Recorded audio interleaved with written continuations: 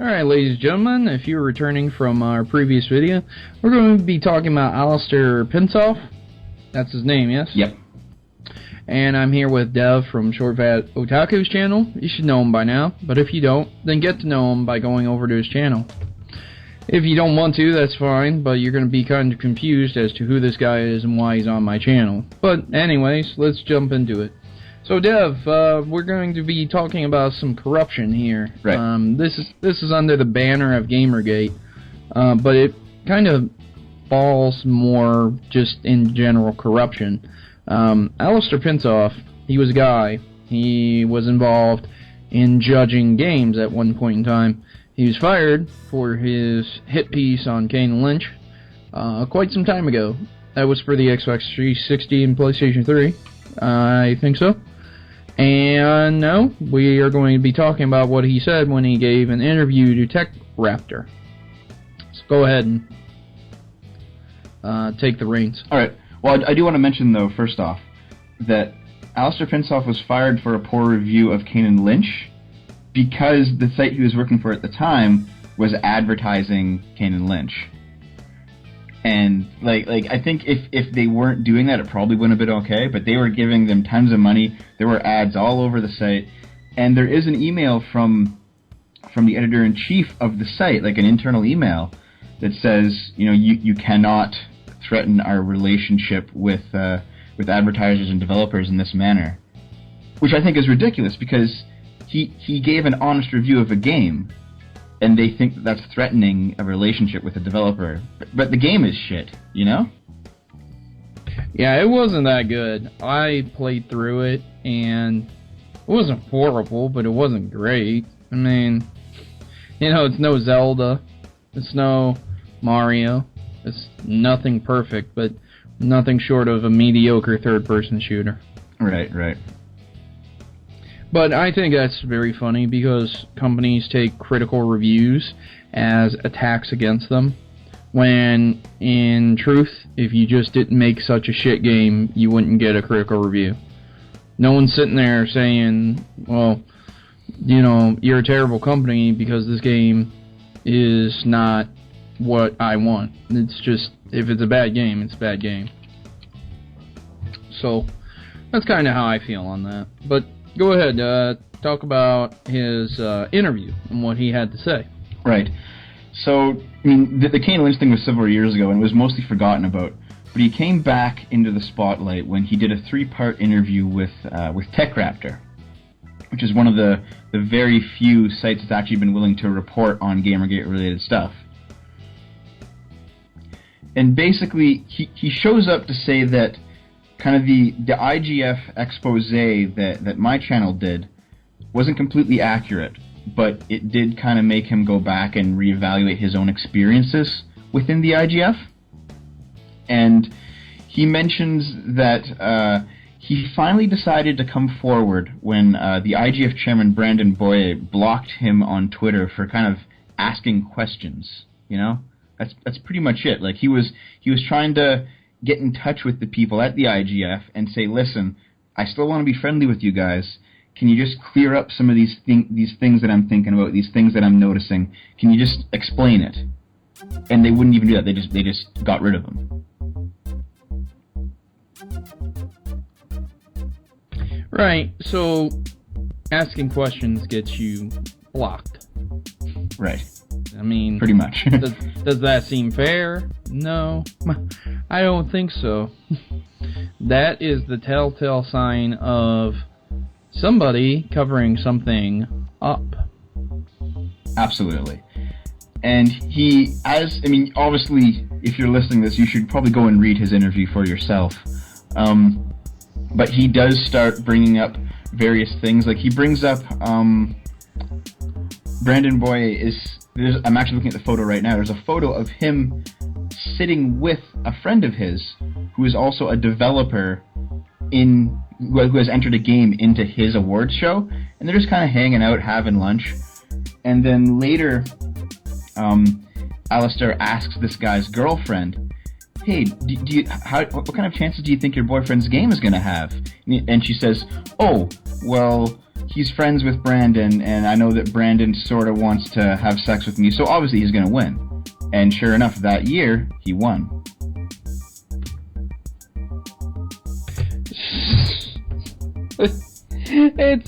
It's like, it's high school level shit. I'm sorry, I shouldn't laugh so hard. It's not funny, but this is high school level shit. It'd be like if your friend or like someone you knew had a girlfriend that you wanted to bang.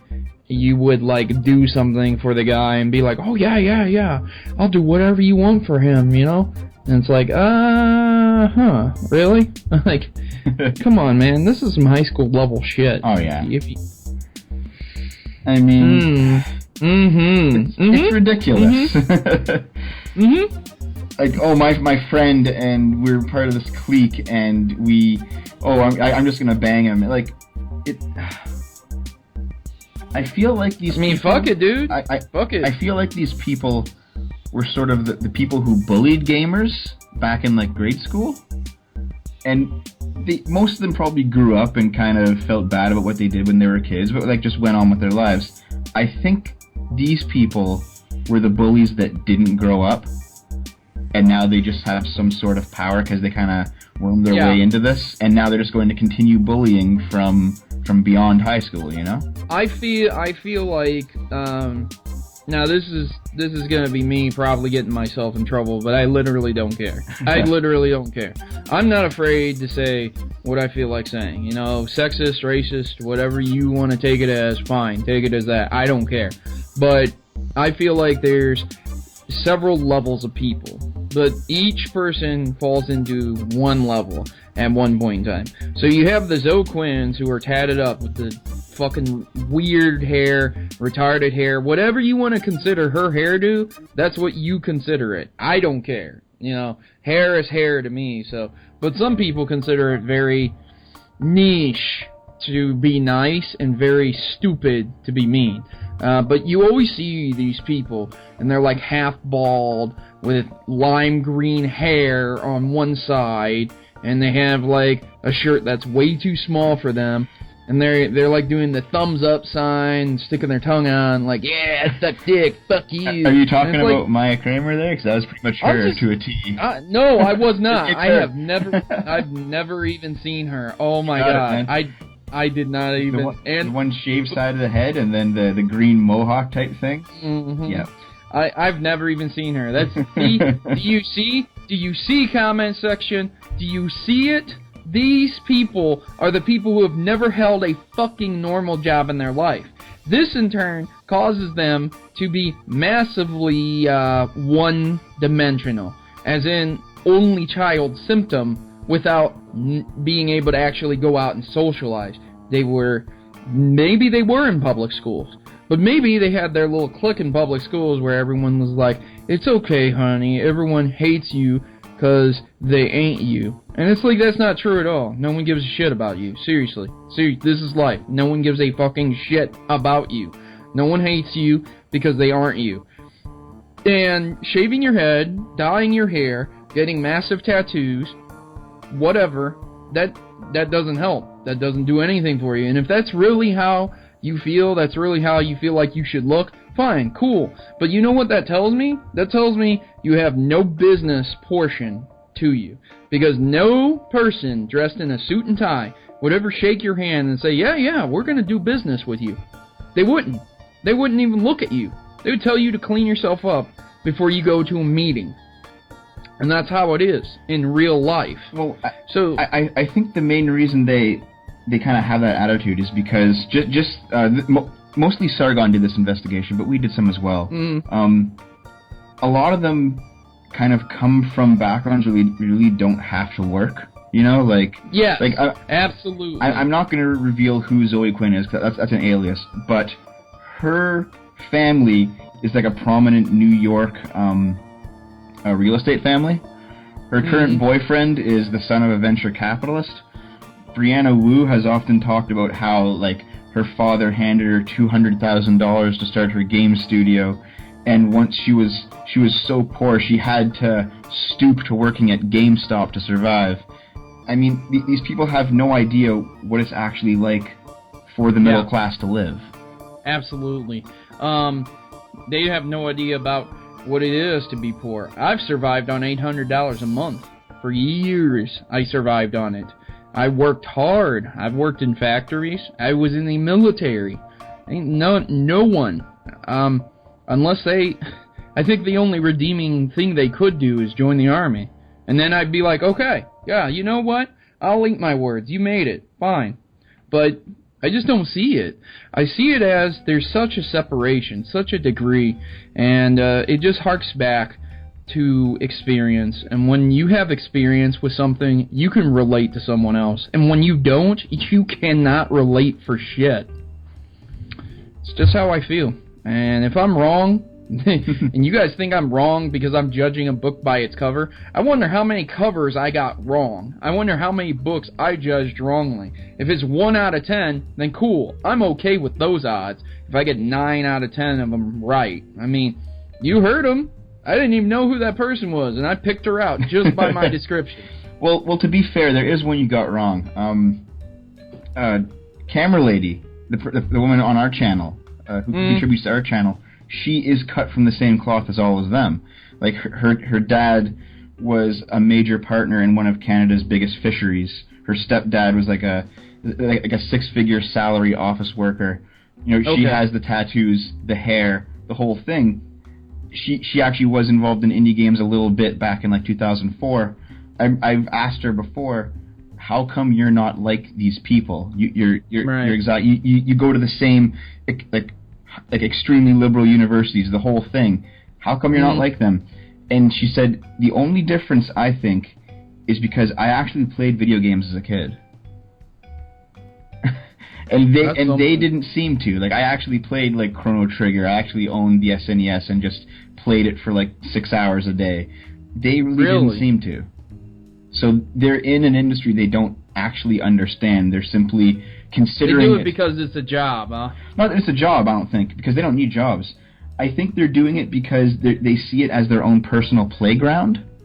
Like, gaming is, we teased all these nerds about their gaming habit when we were in high school. Let's take it over when we're adults. We have the money, we have the time, we have somewhat of an inclination. You know, let's just shit up the industry.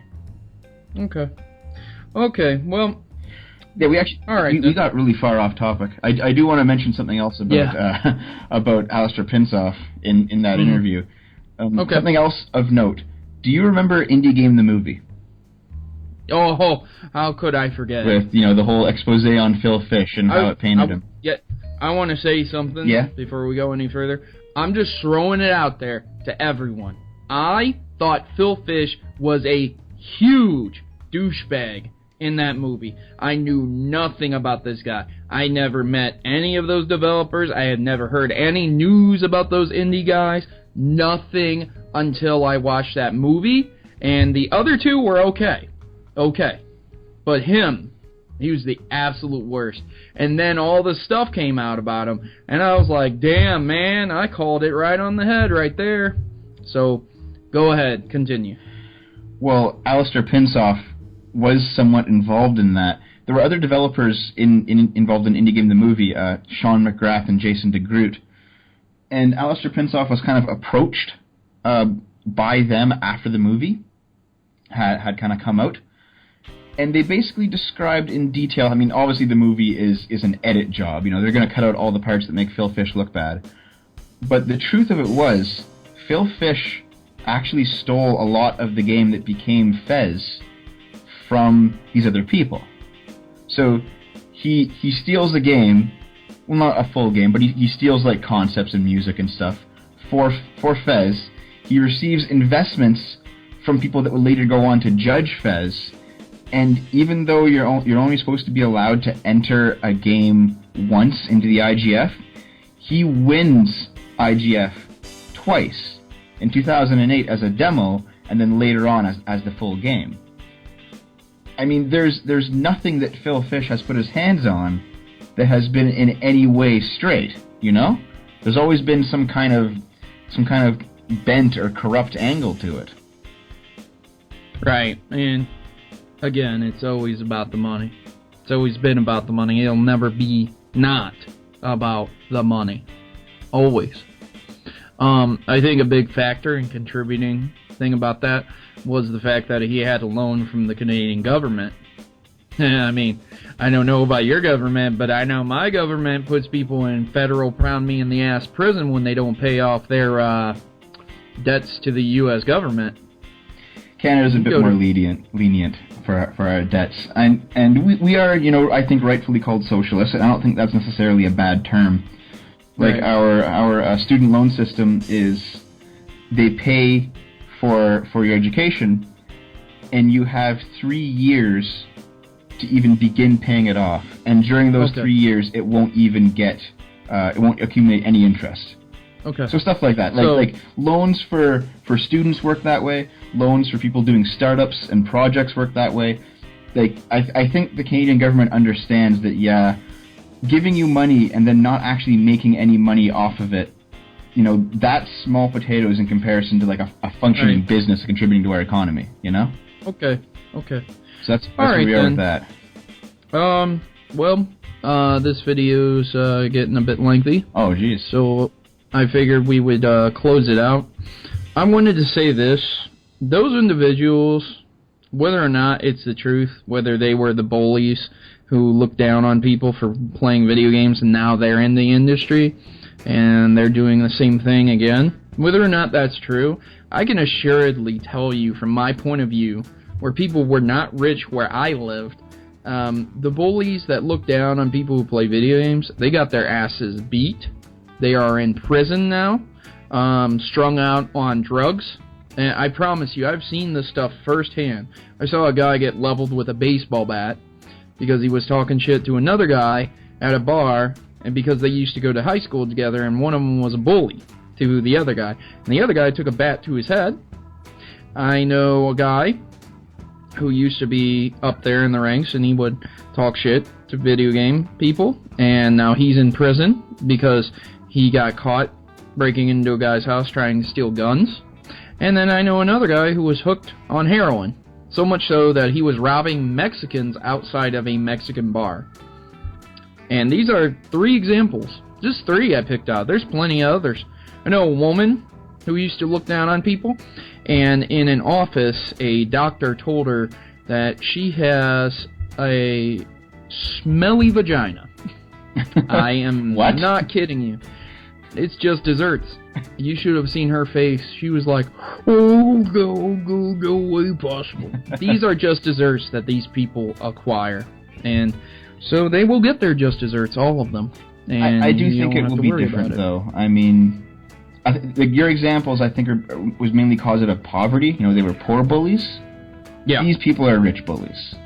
You know, I still think they'll get their just desserts. Oh, sure, definitely. But I mean, they're not going to be stuck outside of a 7-Eleven or something. That I think what will eventually happen is either people will stop buying their games, stop reading their outlets, which we've seen happen, or they're going to be investigated and arrested for some of the fraud they've done. Fraud. Yep. Yeah. And then I don't think they'll make it in prison. I just don't think they'll make it.